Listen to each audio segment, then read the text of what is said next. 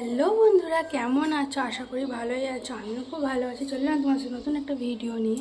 তো পুরো ভিডিওটা দেখো আর কমেন্ট করো কীরকম লাগছে। আর যারা যারা আমার ভিডিও দিন নতুন তাদেরকে সাবস্ক্রাইব করে দিও। তো চলো, এদিকে চান টান করে গোপুসোনাকে সাজিয়ে খেতে দিয়ে দিয়েছি। তো নতুন জামা পরে গোপুসোনাকে কেমন লাগছে সবাই কমেন্ট করো।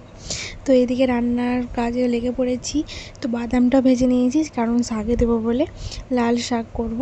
তো দেখতে থাকো আর চলো তোমাদেরকে ফুল দেখায়। এই যে করলা ভাজা, রসা, পাঁচমিশালি আর লাল শাক দিয়ে বাদাম ভাজা আর চাটনি। তো চলো খেয়ে নিই ঝটপট। আর তোমাদের কার কার ভালো লাগে লাল শাক দিয়ে বাদাম ভাজা বেশ বলো কমেন্ট করে। তো চলো, কমপ্লিট হলো।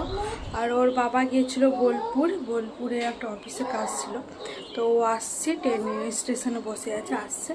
তো চলো আমরা একটু শার্ট হই, খাওয়া দাওয়া করলাম। তো চলো বিকালবেলায় আবার আসছি তোমাদের সাথে। বেশ বসতে না বসতে পার্সেল চলে এলো, পার্সেলটা নিতে চলে গেলাম। তো বাবুর জুতো অর্ডার করেছিলাম। তো চলো তোমাদেরকে দেখাই কীরকম এসছে। তো জুতোটা ভালোই এসছে। তো চলো তোমাদেরকে দেখাই একবার। এই যে তো তা করতে করতে সন্ধ্যাবেলাতে কাকি শাশুড়ি মাংস দিয়ে গেল। পাঁঠার মাংস বলিদান হয় বাসন্তী পুজো নবমীতে। তো কাদের কাদের বলিদান হয় ওখানে কমেন্ট করো। তো ওই পাঁঠার মাংসটা রান্না করব আলু দিয়ে ঝোল। এই দেখো রান্না কমপ্লিট হয়ে গেল কথা বলতে বলতে। তো চলো আলু দিয়ে ঝোল, আলু ভাজা আর ভাত। তো চলো আমরা খেয়ে নিই। আর তোমরাও খেয়ে নাও। রাতে কী কী ডিনার তোমাদের হবে কমেন্ট করো।